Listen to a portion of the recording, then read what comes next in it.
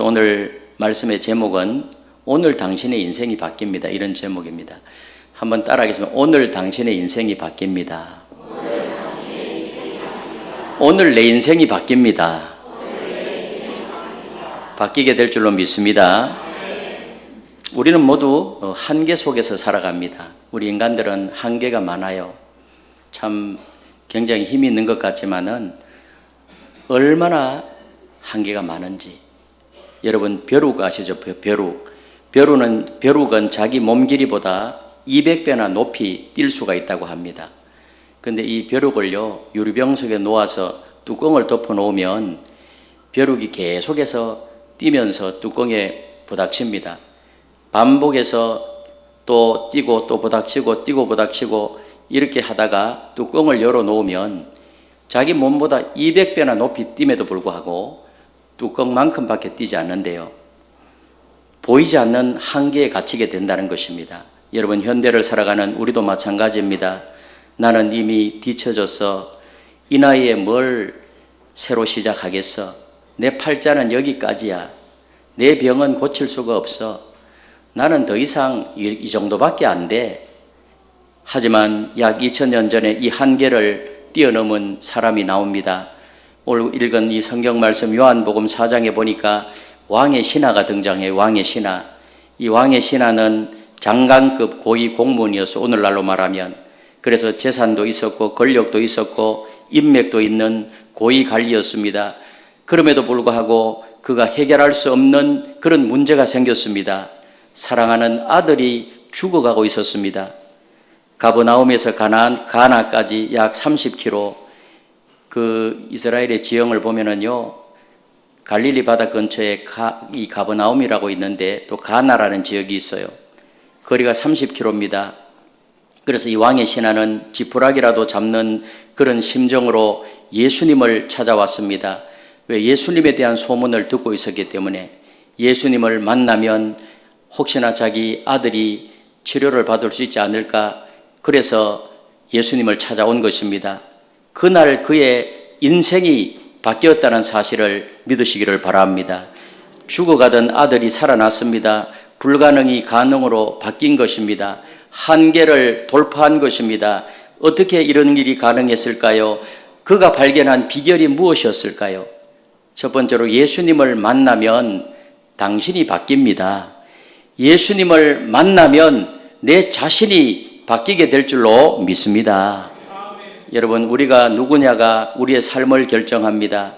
같은 회사에서 일을 해도 사원과 사장은 달라요. 군에서 병사와 사단장은 일하는 것이 달라요. 내가 누구냐에 따라서 할 수 있는 일이 완전히 달라져요. 그렇다면 우리는 원래 누구였을까요? 성경은 분명하게 말합니다. 로마서 3장 23절에 보니 모든 사람이 죄를 범하였음에 하나님의 영광에 이르지 못하더니, 모든 사람은 다 죄인이라는 겁니다. 그런데 성경이 말하는 죄는 범죄만을 죄라고 말하지 않아요. 뭐 사람을 죽이고 남의 물건을 훔치고 그것만 죄가 아니고요. 해야 할 일을 하지 않는 것도 죄고, 하지 말아야 할 일을 한 것도 죄고, 하나님을 떠나는 것도 죄고, 그래서 미움, 다툼, 시기, 질투, 마음으로 짓는 것도 다 죄라는 거예요. 그래서 로마서 6장 23절에 보니까 죄의 삭선 사망이요 그랬어요. 죄의 값은 죽음이라는 것입니다. 히브리서 9장 27절에 보니 한 번 죽는 것은 사람에게 정해진 것이요 그 후에는 심판이 있으리니, 여러분 이 땅에 태어나면 누구도 죽음이라는 것을 피할 수 없어요. 그 관문을 다 통과해야 돼요.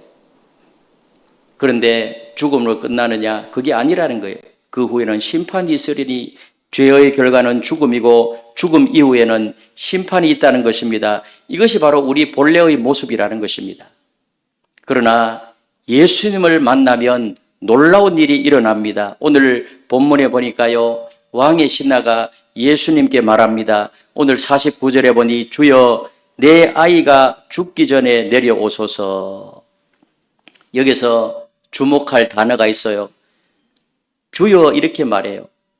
이 사람은 헤로드 왕의 신하였습니다. 그런데 지금 예수님을 주님이라고 부르고 있습니다. 그의 주인이 바뀐 거예요. 지금까지 이 왕의 신하는 헤롯 왕이 주였어요. 그런데 지금 이 왕의 신하가 예수님을 향하여 주여, 이제는 예수님이 본인의 주인이라는 겁니다. 여러분, 예수님은 누구입니까? 약 2000년 전에 이 땅에 오신 하나님의 아들이요, 죄가 전혀 없으신 분입니다. 우리 죄를 위하여 십자가에 죽으셨고 3일 만에 부활하셨습니다. 그리고 성천하셔서 지금도 하늘과 땅의 모든 권세를 가지시고 이 우주 만물을 통치하시고 사람의 생명을 다스리시는 살아계신 주님이신, 오늘 그래서 요한복음 14장 6절에 보니까 예수께서 이르시되 내가 길이요 진리요 생명이니 나로 말미암지 않고는 아버지께로 올 자가 없느니라. 그 예수님이 길이라는 것입니다. 예수님이 진리라는 것입니다. 예수님이 생명이라는 것입니다. 여러분, 그렇다면 우리가 어떻게 바뀔 수 있을까요? 요한복음 1장 12절에 보니까 이렇게 말해요. 우리 같이 한번 읽어보도록 하겠습니다. 시작. 영접하는 자 곧 그 이름을 믿는 자들에게는 하나님의 자녀가 되는 권세를 주셨으니, 영접하는 자, 예수님의 이름을 믿는 자들에게는 하나님의 자녀가 되는 권세를 주셨다고 그래요. 그리고 로마서 10장 9절에 보니 또 이렇게 말씀합니다. 같이 한번 읽겠습니다. 시작. 네가 만일 내 입으로 예수를 주로 시인하며 또 하나님께서 그를 죽은 자 가운데서 살리신 것을 내 마음에 믿으면 구원을 받으리라. 여기서 영접한다는 것은 받아들인다는 것입니다.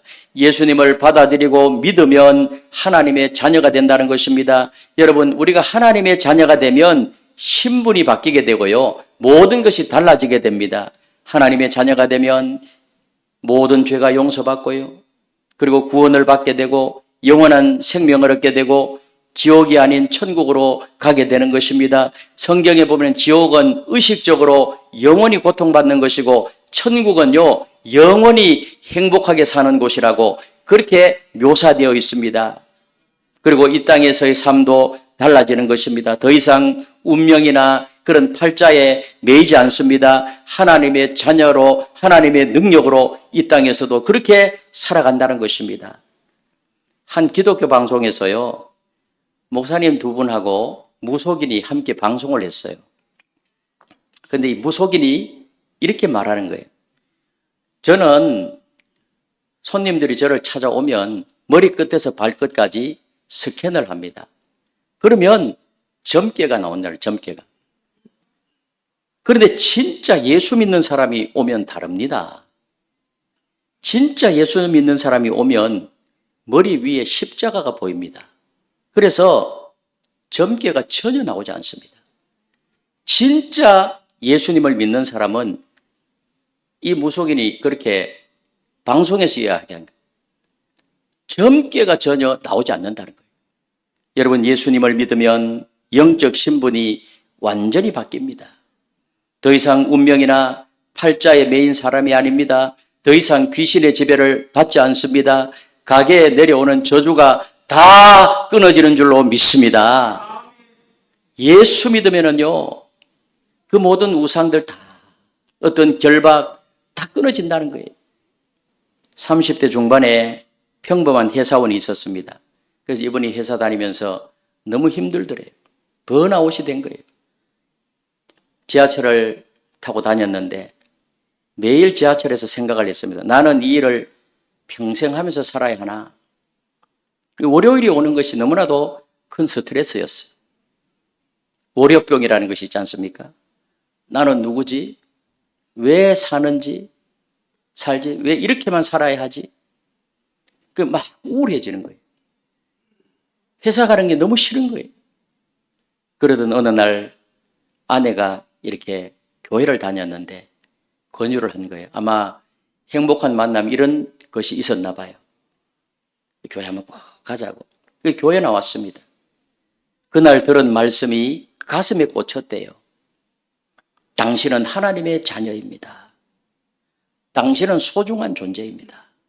오늘 여기에 여러분들 다 소중한 존재임을 믿습니다. 그래서 그 말을 듣는 순간요, 태어나서 처음으로 당신은 소중한 존재야, 이 말을 들었다는 거예요. 그리고 그날 밤 그는 혼자 울었다는 것입니다. 그날 이분이 예수님을 영접하고, 그래 예수님을 영접하고 나니까 놀라운 일이 일어났습니다. 회사도 월급도 하는 일이 다 똑같았어요. 그러나 그 자신이 바뀌었습니다. 나의 정체성은 직장인이 아니라 하나님의 자녀다. 나는 귀한 존재이다. 나는 하나님의 자녀다. 하나님께서 나를 이곳에 보낸 이유가 있다. 그래서 같은 일을 하는데도 의미가 생겼습니다. 같은 사람을 보는데도 사랑이 생겼어요. 그래서 월요일이 더 이상 고통의 시간이 아니라 오늘 또 하나님이 나를 어떻게 인도해 가실까? 인생관이 바뀌고 세계관이 바뀌고 가치관이 바뀌더라는 거예요. 그분은 이렇게 말했어요. 목사님, 예수님을 만나니 제가 바뀌었습니다.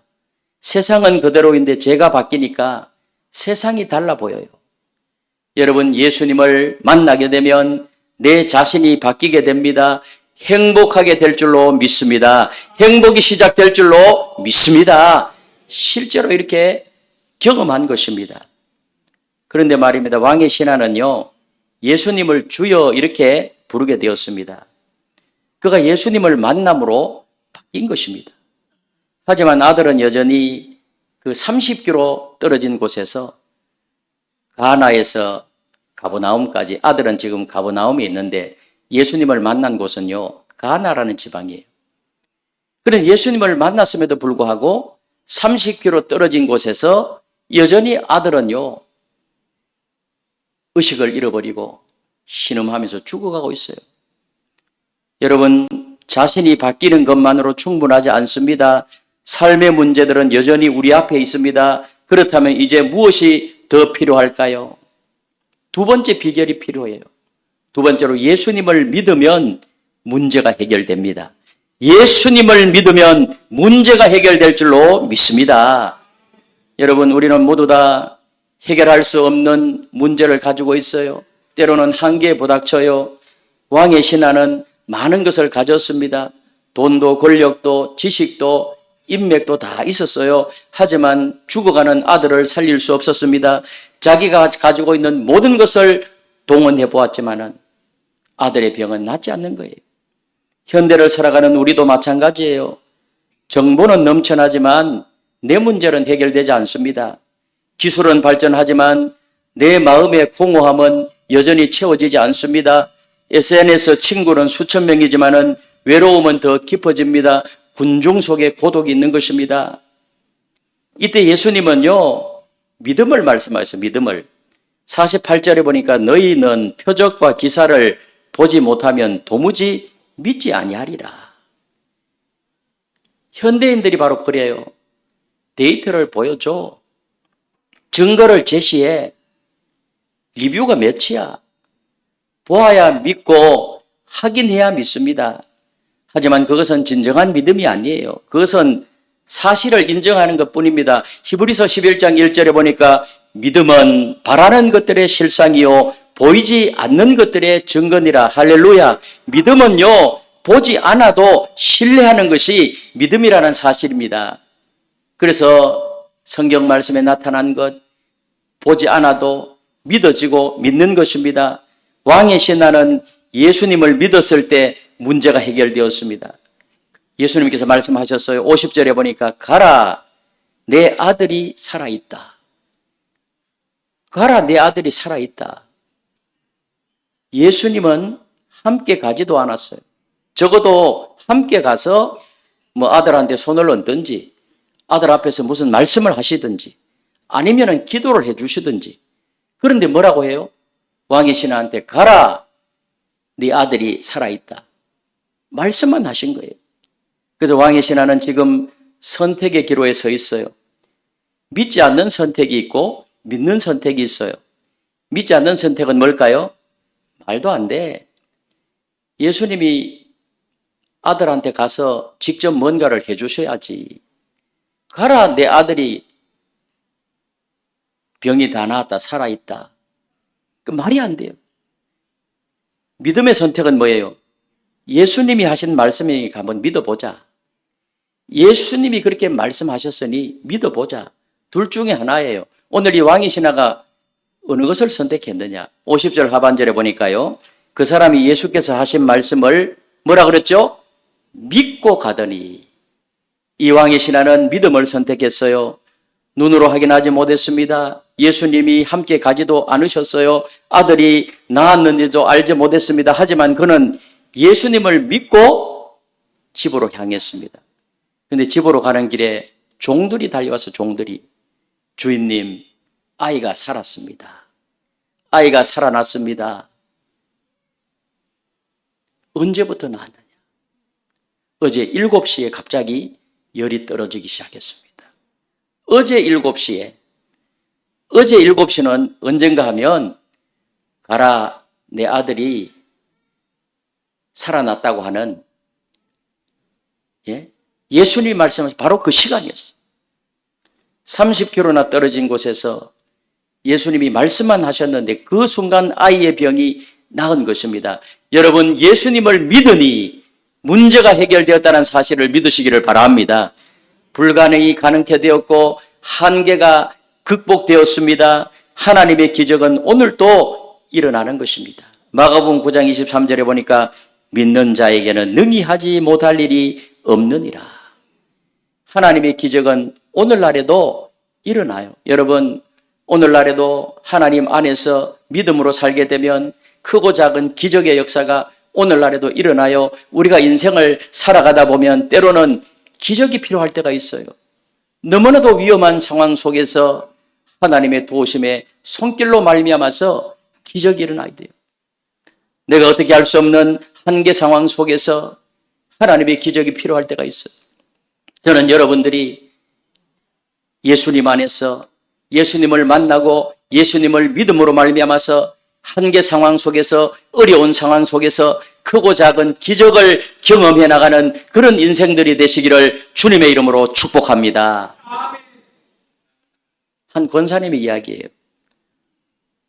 어떤 교회 3년 전에 이분이 3기 암 진단을 받았습니다.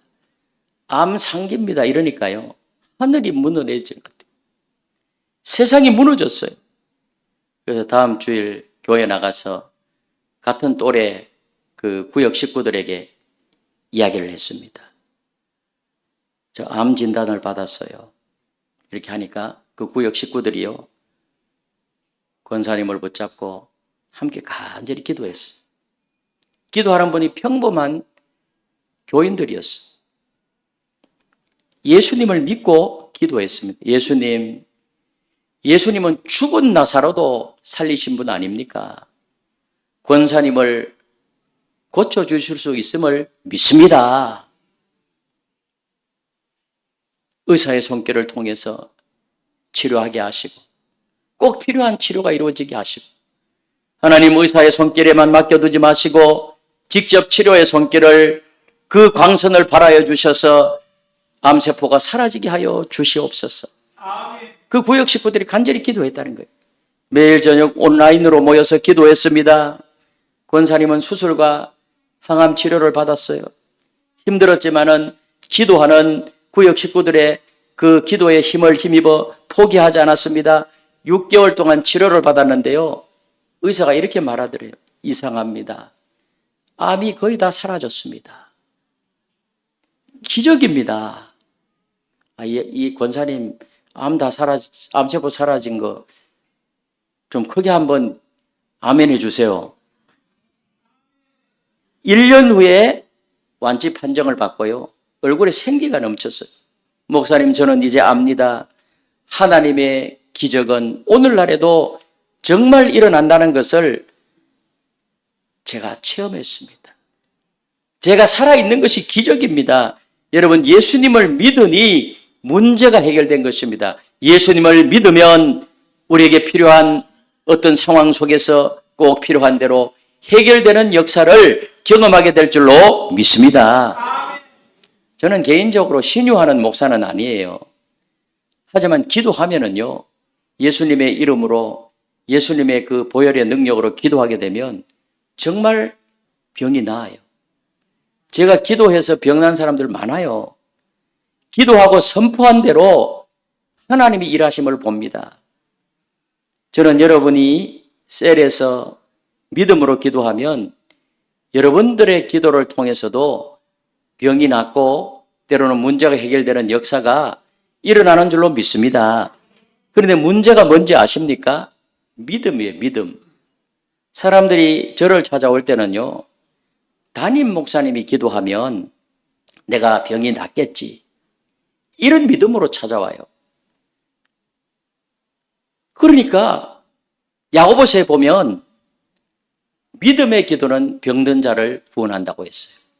본인이 그런 믿음으로 목사님한테 기도받으면 병이 낫겠지, 그런 확신으로 오니까 그런 일이 좀 더 일어나는 거예요. 그러나 여러분들도 믿음으로 기도하면 역사는 일어나고 오늘날에도 기적은 일어나게 될 줄로 믿습니다. 문제는 뭔가 우리의 믿음인 줄로 믿습니다. 그런데 어떻게 믿을 수 있을까요? 여러분 주목해 보십시오. 왕의 신하는요, 아들이 낳은 것을 확인하지 못했습니다. 하지만 그는 예수님의 말씀을 믿고 집으로 향했습니다. 그가 붙잡은 것은 예수님의 말씀이었어요. 그래서 세 번째로, 말씀을 믿으면 미래가 열립니다. 아멘. 예수님을 만나면 내가 바뀌고요, 예수님을 믿으면 문제가 해결되고, 말씀을 믿으면 미래가 활짝 열려지는 역사가 일어나게 될 줄로 믿습니다. 여기 왕의 신하가 집으로 가는 길에 종들을 만났습니다. 아이가 살아났습니다. 언제부터냐? 어제 7시입니다. 예수님이 말씀하신 바로 그 시간이었어요. 30km 떨어진 곳에서 말씀만으로 아이가 살아났습니다. 시간까지 정확하게 일치합니다. 여러분, 이것은 무엇을 의미하는가? 하나님의 말씀은 반드시 이루어진다는 거예요. 이 성경 말씀요, 이 성경 말씀은 창세기부터 요한계시록까지 하나님의 약속으로 가득 차 있어요. 이 약속의 말씀을 믿고 나가게 되면 하나님의 말씀은 그대로 이루어지는 역사가 있는 줄로 믿습니다. 왜? 하나님의 말씀에는 능력이 있기 때문에. 그래서 창세기 1장에 보니까 하나님이 이르시되 빛이 있으라 하시니 빛이 있었고, 하나님의 말씀으로 천지가 창조되었다는 거예요. 천지가 창조되었다. 그 말씀이 오늘 안에도 살아 있습니다. 이사야 55장 11절에 보니 내 입에서 나가는 말도 나의 기뻐하시는 뜻을 이루며 내가 보낸 일에 형통함이니라. 하나님의 말씀은 반드시 이루어진다는 사실을 믿으시기를 바랍니다. 한 청년의 미래가 열렸어요. 이 청년이 고등학교 중퇴를 하고 공장에서 일을 했습니다. 내 인생은 이제 이게 끝인가? 그런데 어느 날 교회를 가게 되었어요. 말씀을 들었어요. 그 말씀이 뭔가 하면 예레미야 29장 11절 말씀이었어요. 우리 예레미야 29장 11절 말씀을 같이 한번 읽어보겠습니다. 시작. 너희를 향한 나의 생각을 내가 아나니 평안이요 재앙이 아니니라. 너희에게 미래와 희망을 주는 것이니라. 아멘. 너희에게 미래와 희망을 주는 것이니라. 이 청년이요, 예수님을 영접하고 이 말씀을 붙잡았다는 거예요. 매일 아침 이 말씀을 읽으며 기도했습니다. 그리고 검정고시를 준비했어요. 사람들이 말해요. 현실을 봐. 네가 그렇게 살아가지고 뭐 그런 거 되겠어. 하지만 포기하지 않았어. 왜? 예수님을 영접하고 이제 말씀을 믿은 거예요. 이 말씀, 너희에게 미래와 희망을 주는 것이니라. 이 말씀을 붙잡고 기도하면서 공부했는데요, 1년 후에 합격하고 대학에 입학하고 4년 후에 졸업하고 IT 회사에 취직하고, 그는 이제 유튜브 청년들에게 희망을 전하고 있다는 거예요. 목사님, 말씀을 믿었어요. 너희에게 미래와 희망을 주는 것이니라. 매일 그 말씀을 붙잡고 기도했어요. 그랬더니 정말 미래가 열렸어요. 말씀을 믿으니 미래가 열렸습니다. 여러분, 하나님의 말씀을 붙잡고 말씀을 믿게 되면 미래가 열려지는 그런 은혜가 있을 줄로 믿습니다. 우리의 자녀들요, 손자, 손녀들 공부 열심히 하는 거 좋아요. 그러나 그것만 가지고는 안 돼요. 미래가 고속도로처럼 비행기 할주로처럼 열려지려면 하나님의 인도하심을 받아야 될 줄로 믿습니다. 그럼 어떻게 실천하는가? 잠언 3장 5절에서 6절에 보니까 이렇게 말씀해요. 우리 같이 한번 읽도록 하겠습니다. 시작. 너는 마음을 다하여 여호와를 신뢰하고 내 명철을 의지하지 말라. 너는 범사의 그를 인정하라. 그리하면 내 길을 지도하시리라. 아멘. 하나님께서 하나님을 의지하게 되면 범사의 내 길을 지도하시리라. 우리는 내일 일을 알지 못해요. 우리가 내일 일을 알 수가 있습니까? 1분 후에 일어날 일도 우리는 몰라요. 그러나 하나님을 신뢰하고 하나님을 인정하고 말씀을 믿게 되면 내 길을 지도하시리라. 할렐루야. 비행기 할주로처럼 고속도로처럼 우리의 길을 인도하시고, 여러분 앞으로 남은 생애가 얼마가 되는지는 알 수 없지만은 하나님께서 오늘 저와 여러분들의 길을 인도해 주신다면 무사하게 천국까지 우리를 잘 인도해서 영원히 사는 영광스러운 그런 승리하는 삶이 이루어지게 될 줄로 믿습니다. 그래서 오늘 이 자리에 나오신 여러분 모두는 하나님의 인도하심을 받아야 돼요. 여러분 그러자면요, 말씀을 들어야 됩니다. 교회에 나와서 설교를 들어야 돼요. 성경을 읽어야 돼요. 저는 오늘 우리 교회에 나오신 여러분 모두가 예수님을 만나고 믿고 말씀을 믿고 우리 교회 다 등록해서 이제는 하나님 안에서 살아가는 여러분들이 되시기를 예수님의 이름으로 축복합니다. 그리고 말씀을 믿으십시오. 내 생각보다 하나님의 말씀이 더 높아요. 말씀을 붙잡고 나가십시오. 왕의 신하처럼 말씀을 믿고 걸어가십시오. 그러면은 길이 열리게 됩니다. 우리 왕의 신하가 그렇게 했을 때 어떤 일이 일어났느냐? 그렇게 했을 때 온 가족이 구원받았어. 온 가족이. 오늘 53절에 보니까 이렇게 말씀해요. 우리 53절을 같이 읽도록 하겠습니다. 시작. 그의 아버지가 예수께서 내 아들이 살아있다 말씀하신 그때인 줄 알고 자기와 그 온 집안이 다 믿으니라. 할렐루야. 다 믿었어요. 아들이 살아있다는 하신 말씀 그때인 줄 알고 자기와 온 집안이 다 믿으니라. 오늘 여기 한 사람이 세 가지를 경험했잖아요. 예수님을 만나서 그 자신이 바뀌었고, 예수님을 믿어서 문제가 해결되었고, 말씀을 믿어서 미래가 열렸습니다. 그 결과 온 가족이 구원받고 이제는 그 가족, 그 가문 전체가 하나님의 인도하심을 받게 되었다는 것입니다. 이런 역사가 저는 오늘 여러분들에게도 일어나게 되시기를 바랍니다.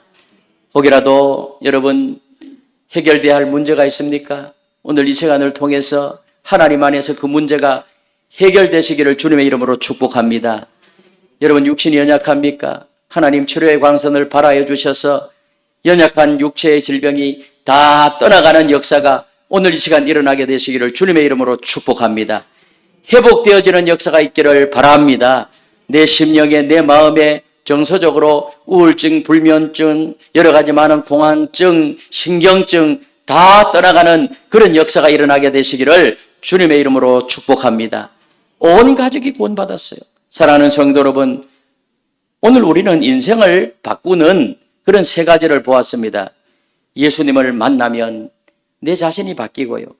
예수님을 믿으면 문제가 해결되고, 말씀을 믿으면 미래가 열려집니다. 고린도후서 6장 2절은 이렇게 말씀합니다. 보라, 지금은 은혜 받을 만한 때요. 보라, 지금은 구원의 날이로다. 아멘. 오늘입니다. 바로 지금입니다. 오늘 당신의 인생이 바뀔 수 있습니다. 오늘 바뀌어지는 역사가 이 시간에 일어나게 되시기를 바랍니다. 오늘부터 여러분의 인생은 더 행복한 곳으로 바뀌어지는 역사가 일어나게 될 줄로 믿습니다. 세 가지 방황이 끝이 납니다. 이런 말이 있어요. 인생의 방황은 예수님을 만나면 끝이 납니다.